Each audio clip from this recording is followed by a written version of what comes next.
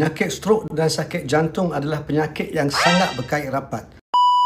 Saya dah banyak kali dah kata, ramai orang yang kena strok lepas tahun akan kena serangan jantung. Ada juga orang yang datang sebab kena strok, tetapi apabila kita tanya, dia memang dah ada simptom sakit jantung. 5-6 bulan sebelum kena strok, memang ada sakit dada berat, dada ketak, dada semput nafas apabila buat kerja-kerja berat. Tak jumpa doktor, tak ambil rawatan, tiba-tiba kena strok. Dua-dua penyakit ni penyakit saluran darah. Apabila sumbat saluran darah dekat jantung, dapat sakit dada masa buat kerja. Dan kalau tersumbat atau blok saluran darah dekat otak pula, kena penyakit strok. Dua-dua penyakit ni adalah penyakit saluran darah. Ramai yang kena strok, akhirnya kena serangan jantung.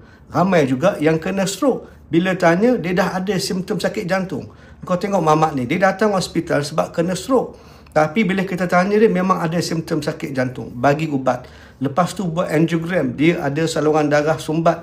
Tempat yang paling serius, tempat yang paling bahaya. Saluran darah utama di dalam jantung, nama dia left main coronary artery, akan pecah dua, akan bahagi dua. Satu pergi depan, satu pergi belakang jantung. Left main ni, saluran darah sebelah kiri utama dia paling penting. Sebab dia memberi lebih kurang 70 ataupun kadang-kadang 80% daripada darah keseluruhan otot jantung.